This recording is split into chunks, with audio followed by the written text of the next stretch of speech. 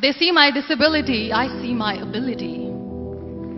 They call me disabled, I call myself differently abled. There are some incidents that happen in your life. Those incidents break you, deform you, but they mold you into the best version of you. And the same thing happened to me. I was 18 years old when I got married. My father wanted me to get married. And all I said was, if that makes you happy, I'll say yes. And of course, it was never a happy marriage. Just about after 2 years of getting married, I met a car accident.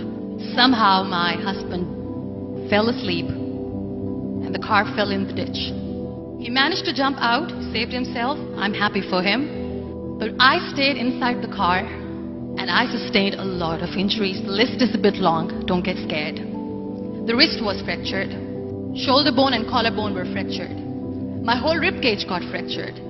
And because of the rib cage injury, lungs and liver were badly injured. I couldn't breathe. I lost urinary bowel control. That's why I have to wear the bag wherever I go. 3 vertebrae of my backbone were completely crushed. And I got paralyzed for the rest of my life. I finally ended up in a hospital where I stayed for 2.5 months. I underwent multiple surgeries. One day doctor came to me and he said, well, I heard that you wanted to be an artist, but you ended up being a housewife. I have a bad news for you. You won't be able to paint again because your wrist and your arm are so deformed, you won't be able to hold a pen again. Next day doctor came to me and said, your spine injury is so bad, you won't be able to walk again. Because of your spine injury and the fixation that you have in your back, you won't be able to give birth to a child again. That day I was devastated. I asked my mother, why me? And that is where I started to question my existence. Why am I even alive? And that is where I realized that the words have the power to heal the soul. My mother said to me, this too shall pass. God has a greater plan for you. I don't know what it is, but He surely has. And in all that distress and grief, somehow or the other, those words were so magical that they kept me going. One day I asked my brothers, I know I have a deformed hand, but I'm tired of looking at these white walls in the hospital and wearing these white scrubs. I'm getting tired of this. I want to add more colors to my life. I want to do something. Bring me some colors. Bring me some small canvas. I want to paint. So the very first painting I made was on my deathbed, where I painted for the very first time. It was not just an art piece or just my passion. It was my therapy. And then I was discharged and I went back home. And I went back home and I realized that I have developed a lot of pressure ulcers on my back and on my hip bone. I was unable to sit. There were a lot of infections in my body, a lot of allergies. So doctors wanted me to lie down on the bed straight for not 6 months, for not 1 year, for 2 years. I was bedridden, confined in that one room, looking outside the window, listening to the birds chirping and thinking maybe there will be a time when we'll be going out with the family and enjoying the nature.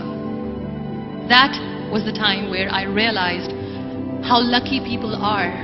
That is the time where I realized that the day I'm going to sit, I'm going to share this pain with everyone to make them realize how blessed they are, and they don't even consider them lucky.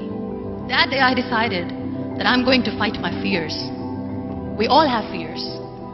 Fear of unknown, fear of losing people, fear of losing health, money.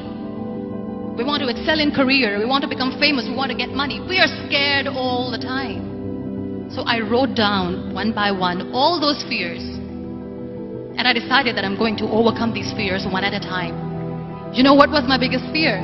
Divorce. I was trying to cling on to this person who didn't want me anymore, but I said no. I have to make it work. But the day I decided that this is nothing but my fear, I liberated myself by setting him free. And I made myself emotionally so strong that the day I got the news that he's getting married, I sent him a text that I'm so happy for you and I wish you all the best. And he knows that I pray for him today. Number 2 was, I won't be able to be a mother again. And that was quite devastating for me. But then I realized there are so many children in the world, all they want is acceptance. So there is no point of crying, just go and adopt one. And that's what I did. People think that they will not be accepted by other people because we, in the world of perfect people, are imperfect. So I decided that instead of starting an NGO for disability awareness, which I know will not help anyone, I started to appear more in public. I started to paint. I decided that I'm going to join the national TV of Pakistan as an anchor person. And I've been doing a lot of shows for the last 3 years. I became the National Goodwill Ambassador for UN Women Pakistan. And now I speak for the rights of women, children. We talk about inclusion, diversity, gender equality, which is a must. Every time I go in public, I always smile. It's always a big toothy smile on my face. And people ask me, don't you get tired of smiling all the time? What's the secret?